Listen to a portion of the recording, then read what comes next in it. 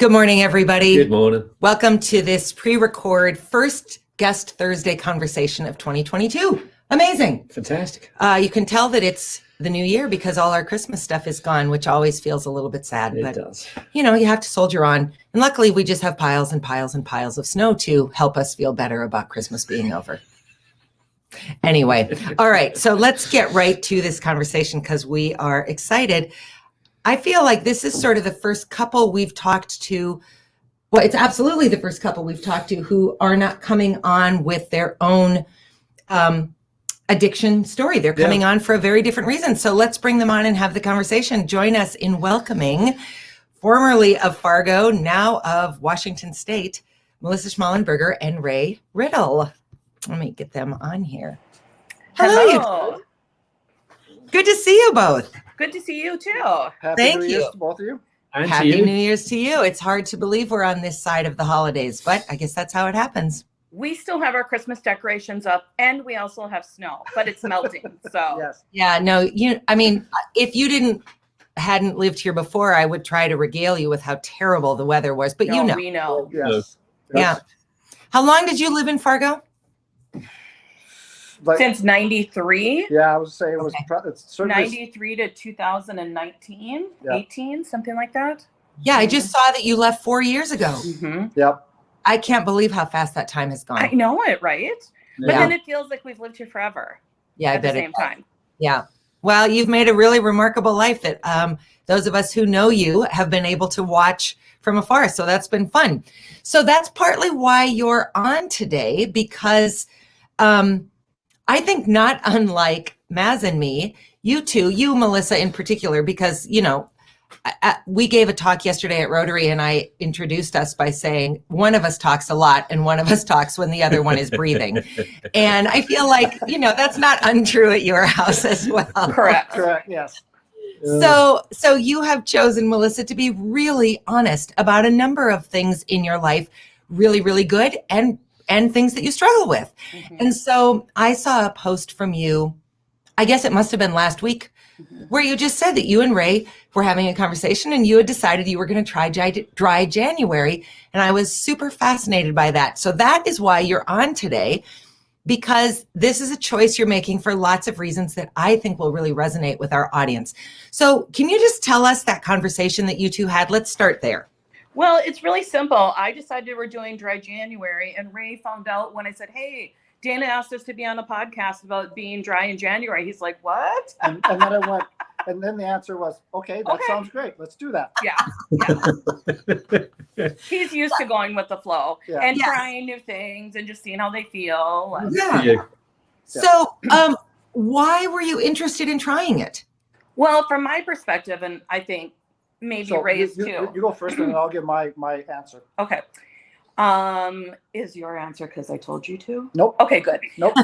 Well, we found ourselves in November having just my work is super intense and we have other things going on. I mean, you have 3 kids, you have parents, it's just a lot of stuff and COVID on top of it. And it was just a lot. And we found ourselves drinking a bottle of wine a night between the two of us, which to some people may not seem like a lot, but for us, a weekday, that was a lot, especially when you added up 4 or 5 bottles. And I'm just like, wow, is this really how we want to deal with stress in our life?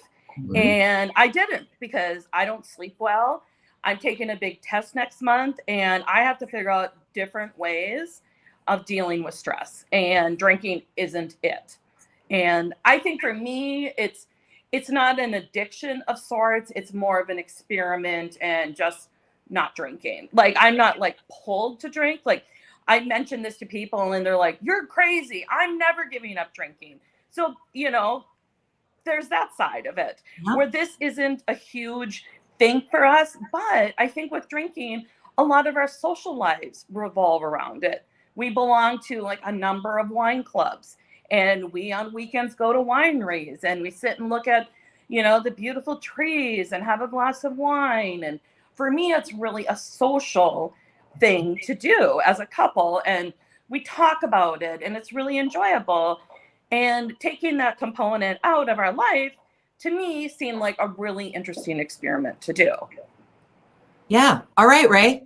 So she actually segued from the kind of the stress part of it into the social aspect. And that's actually what I was going to kind of mention is it is one of those things where at this time of the year, or actually last month, you're in the holidays, you're having some relatives visit, you're having friends visit.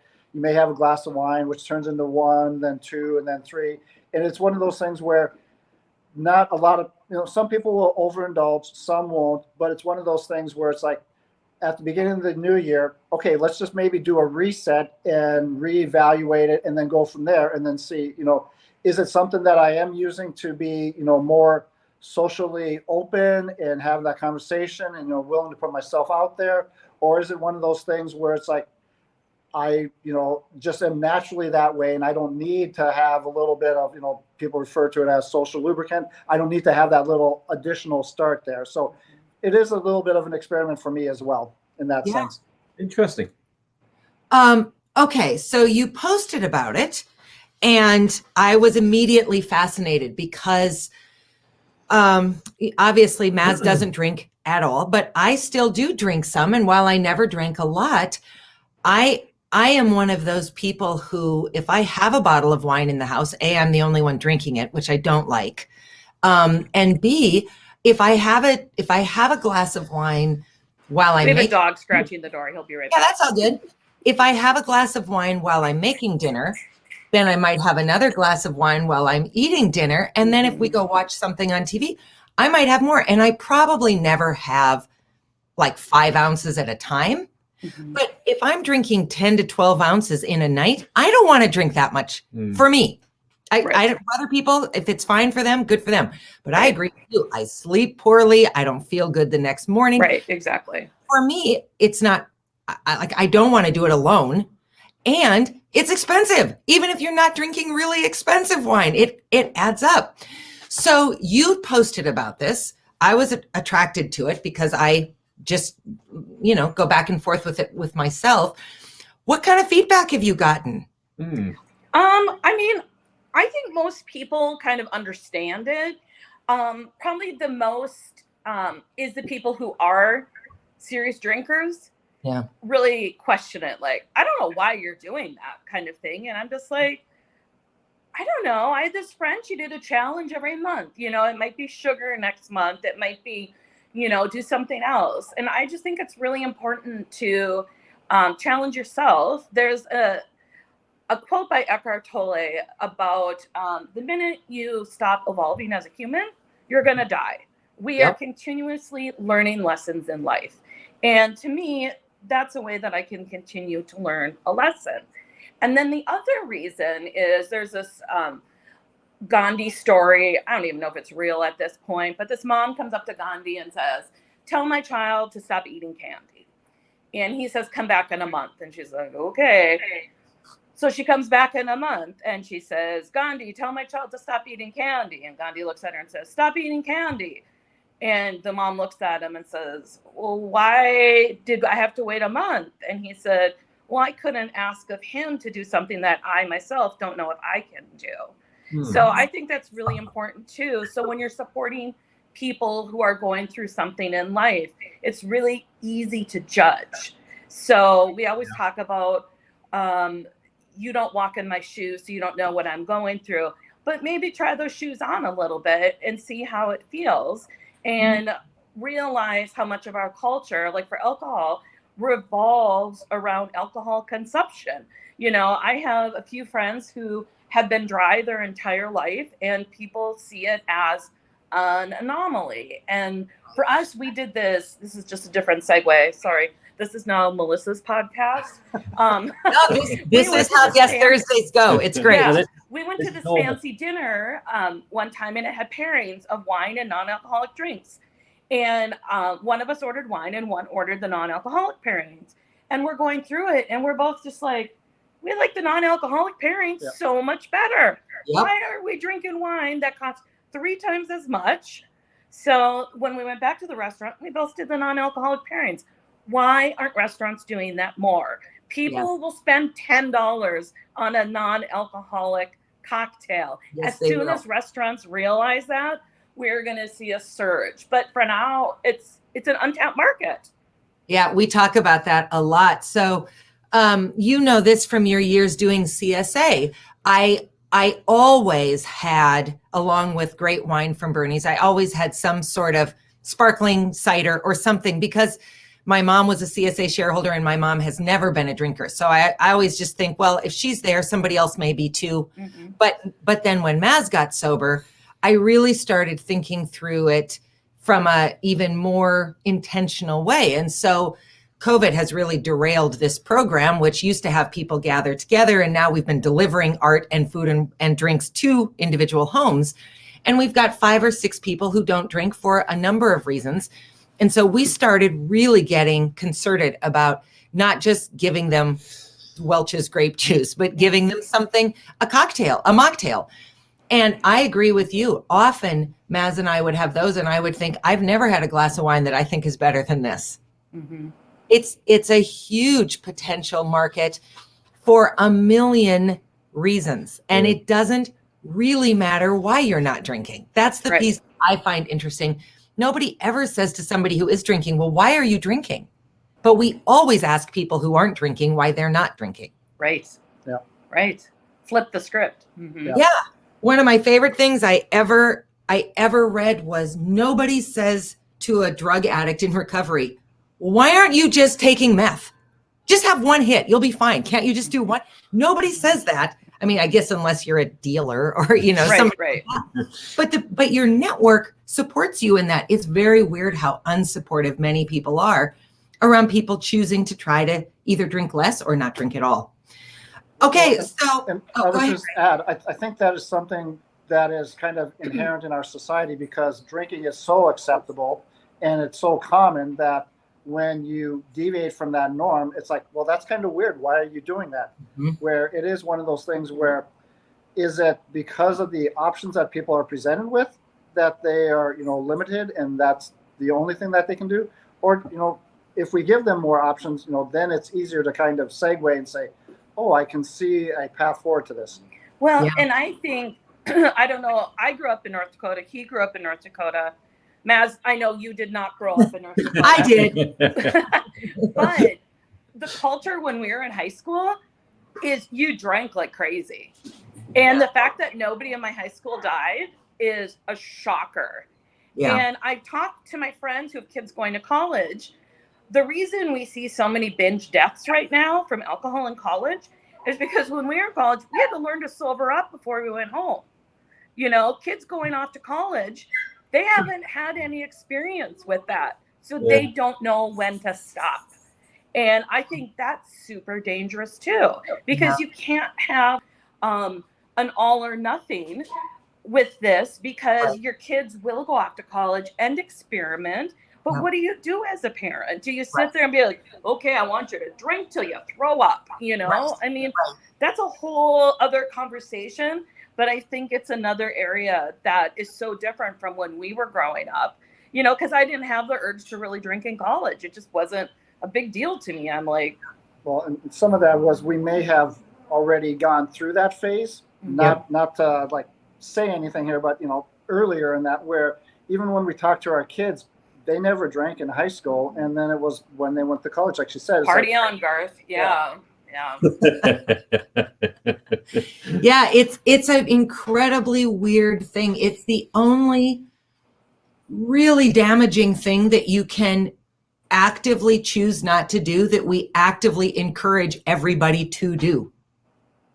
You judge smokers, you judge drug addicts, you judge people who gamble too much, but we don't judge people who drink too much, particularly. And so this is another area where I'm fascinated to know where you two land, because you are upper middle income. I'm just making assumptions, but upper middle income. You live in this, you're in the heart of beautiful American wine country. You're empty nesters.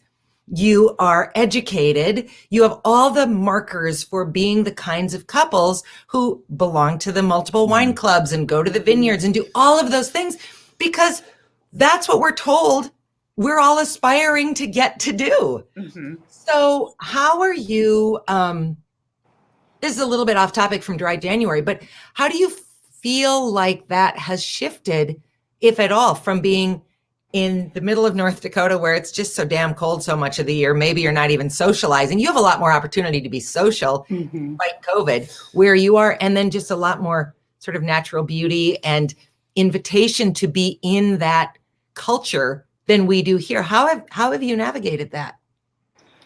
So I think you're spot on there. Some of it is due to environmental areas. You know, like you said, we have all of these wineries that are around us, so it is very convenient. Where in the Midwest, you really don't have a lot of options for that. So the part that is the draw with that is because of the different geographical locations that we have. There's a diversity of, you know, of places here where you may go to one winery, the style is totally different in another. So there's a lot of variety in that.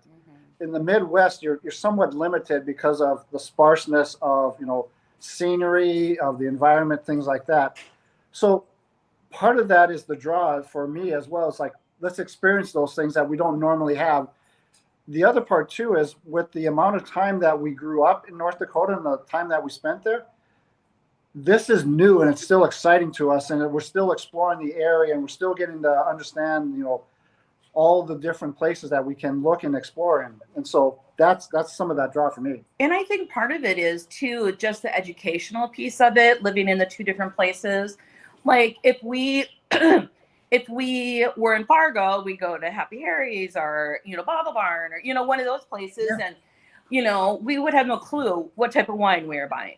Right. Here, we'll go to a winery and they'll give us 5 little samples and they'll tell us about each one. And we start to learn about the science behind wine. Yeah. And the earth, the terroir that it comes from, and the weather. And so there's all these other nuances of wine that we never knew about until we moved here. And along those lines, we have the opportunity to talk to the person who made the wine. I was going to say, you're making relationships exactly with wineries, and that's incredibly interesting. Right. Yeah. And so they'll tell us about we mix this percentage of grape with this other variety of grape, and, you know, it gives us complexities. Where, like you said, if we went to someplace that just sold it, it's like, okay, here's a bottle. I don't know anything about it. Right. I like the label. Yeah. Absolutely. Yeah, that's exactly it. I like the label. And you know, we learn about the wineries. Like our favorite winery, this guy was in tech before he got into wine, and his main investor was Jeff Bezos' father, you know, and so that's super interesting. And Chateau Ste. Michelle was a huge conglomerate that was owned by a cigarette company of all places. So and it just got sold, I think, in the last year or two. So there's all these little facts and nuances too. And then you throw in food pairings with it, and we're like, all right, we're sold. Yeah. I remember saying to Maz shortly after he got sober. So I can probably count on these, let me get towards the camera, these fingers, the amount of hard liquor I've had in my life. But I saw a CBS Sunday Morning special on the island off of Scotland, whose entire industry is whiskey, Scotch. And it was so charming. And all I could think was, I would absolutely go there and drink Scotch at every single one of those places. And I was so sad that I now had a husband who I couldn't enjoy that with, because I'm not going by myself, and we're not going to go and not do it. Like right. It's the whole point of the island. And so we've not been to any wineries since he got sober. And let me just say to anyone who's thinking I'm bemoaning that I have a husband who doesn't drink, of course I'm not. But there is that, thank you. There is that really beautiful being in relationship together, spending time together, learning things together, you know, all those things that just are not part of our story anymore. And so then you have to find something else, you know? Yes. Right. Like bike rides and cross country skiing when it's not below zero. Exactly. Yes. So how are you finding it? You are 5 days into dry January. How are you finding it? Well, what's super interesting is I have a friend of mine who is an alcoholic. He, I've watched him drink a bottle of wine in 20 minutes, like chug it. And I said, I'm concerned about your drinking. And he's like, whatever. But now he's getting sober, and he bought a book and he sent it to my other friend and I, and he's like, let's be dry together for the month of January. And I think what it is, it's not difficult for me, but I do like, oh, let's have a bottle of wine. I'm like, I have to pause. But what I think it's really good for is to show our support of those who do have a serious medical condition, and to know that they're not alone in that, and people will stand up and support them. Yep. And that we have the ability to do it. And, you know, not to be, you know, when you have children with somebody too, you always look at the addiction in families. And I seriously have somebody that I had to look at the addiction on his side of the family. And that always concerned me with our kids as well. And it's such an interesting part of our society too. And then you go back to, you know, our whole country got rid of alcohol, you know, in the 20s and the teens. And then what did people do? Started making a lot of moonshine and taking it underground. And And coming back to your question, you know, how has it been, you know, being, you know, a couple of days into it? For me, it's not really been much of a struggle, because I've always kind of been a little bit of, you know, somebody offers me a glass of wine, I'll have one, but you know, I'm conscious of, am I driving? Am I, you know, doing something like this where it's like, okay, nope, I have to be, you know, in a proper state of mind. So I'm not necessarily a big drinker, and it's not much of a challenge right now. It's more like, as Melissa said, you know, it's like, we're going to try this as an experiment. We're going to see what's going to happen. We'll see how we, you know, enjoy it. It might be, you know, we continue it from January into February. It might be that, you know, we never drink again. And you were never like a wine drinker even. Right. I mean, I always joke, you can tell people's level of experience with wine with which type of wine they like. Yeah. So if you are a Moscato drinker, Ray, you're a beginner. If you're a Cabernet fan, you're an expert. So he started out at the Moscato level. I would say before I came out here, it was very much a white, sweet wine. Yep. As we've been living out here, I have graduated to the bolder reds, heavier reds, things like that I enjoy. And white wines are even, you know, so sweet that I'm like, I don't even enjoy those anymore. Wow. So you know what I was going to say? My first thought was to go, well, good for you, Ray. And then I thought, why are you, I mean, there's nothing not to celebrate, but it's also a weird thing to celebrate. Like, exactly. It's my favorite thing about the fact that we just talk about drinking with people or with ourselves in this very frank way is that the truth of the matter is that there is no easy answer to any of this, because for every article you read that says 1 glass of red wine a night is so good for your heart and lowers your chance of this and raises your, you read another article that says absolutely every drink of alcohol you have is killing your brain. There are no definitive answers. And so then we really are left to just sort of navigate it as best we can if we choose to engage with it. And if we don't engage with it, that's a choice too, because the entire culture around you is saying, well, we're sophisticated, we're interesting, we get together, of course we're having wine. So I think, you know, for me, I think it really has to do with effects it has on the other areas of your life. You know, I'll have clients who have gone through treatment 10 times and they're finally sober and like, wow, I hate my spouse, I'm getting divorced. And then their spouse is like, you were a horrible mother while you were a drinker, you shouldn't have custody of your child. So there's that level of it too, you know. People can be terrible people while they're drunks. Yes. And while they have too much alcohol in them. I am a fun drinker and then I go to sleep, you know. So I think that is very, I just think we have to be very sensitive to that as well, because people's lives are destroyed because of alcohol. So we can't be like, whatever. Nope. We have to be sensitive to it. Well, and the ripple of it is so profound. We were saying yesterday when Maz got sober, it wasn't just our relationship and his relationship with Quinn. It was his mother, his siblings, my family, his colleagues, his students, the community, his friend. I mean, it goes on and on and on, because you really realize how interconnected you are when suddenly you sort of have to look at everybody in your life and go, I'm not exactly sure what our relationship has been, but I know where I'd like to go. That's a very humble. Well, and then people want to support you. So it's like, having that sparkling cider or whatever it is at events, and they're like, oh, should we even have any alcohol? Should we, they're like, oh, what do we do? There's like no roadmap because each person in recovery is different. It's like, well, my trigger was being at a bar drinking rum and Coke, and if I'm at your house and you're having a glass of wine, that's not going to bother me. Right. So I think it's really important to delve even deeper of how to support them. That's really interesting. Yeah. Can I ask what book you and your two friends are reading this month? I can tell you what it's on my phone, and I don't know the name of it. I'll send you a screenshot of it. Yeah, please do. Brilliant. Thank you. Because I just am, one thing Maz and I have really been fascinated to learn is just all the ways that people can choose to live in sobriety. Alcoholics Anonymous is the one that people know, but it is by no means the only one. And for many people, it's not the one that works. Right.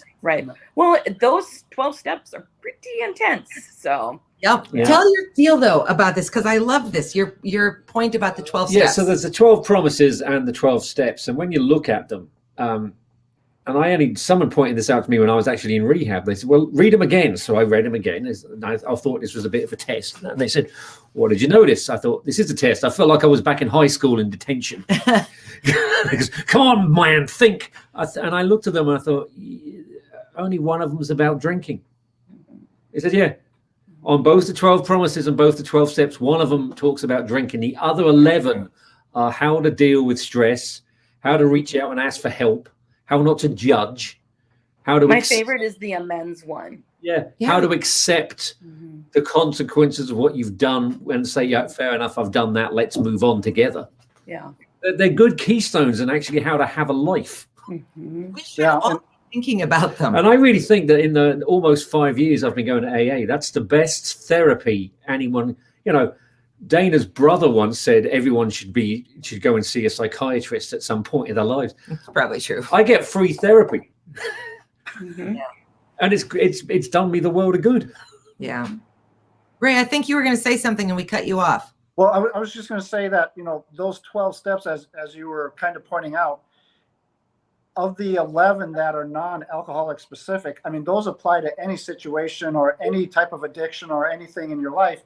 And even if you don't have an addiction, they're just good things to live by and to assess and to, ask yourself, am I doing things that better society? Yes.